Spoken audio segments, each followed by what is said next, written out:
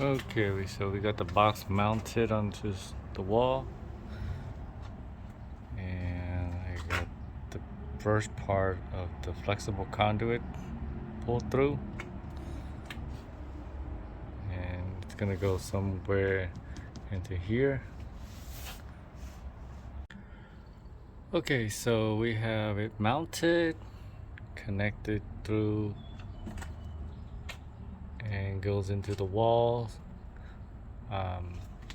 All the circuits on the left, A, B, C, D, E, we're gonna be using. F through J, we're not gonna be using. So the blue wire for the right side of the panel, I pulled it back into the box and put it inside because we're gonna wire this to a TT30, and it only requires 3 wires. So only the left side will be powered. And then the extra wire for these circuits goes in here and gets wrapped up and saved in here for future use.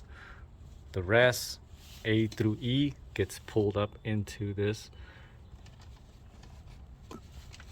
So we have A through D on the left side. We have 4 red wires and 4 black wires.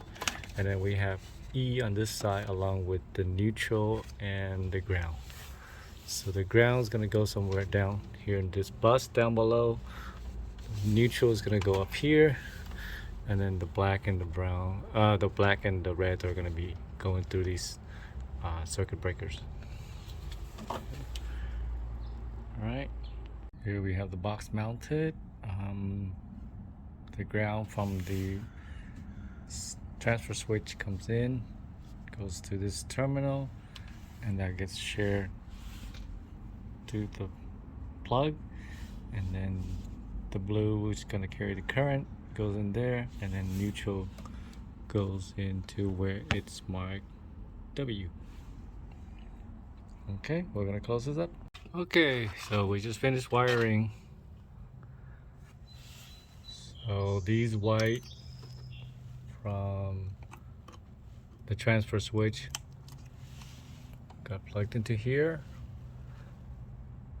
The green went in there, and all the black wires got married to the existing black wires, and then the reds go into where the black wires used to be from the circuit breakers. And it looks like a little mess, but that's the best we can do here.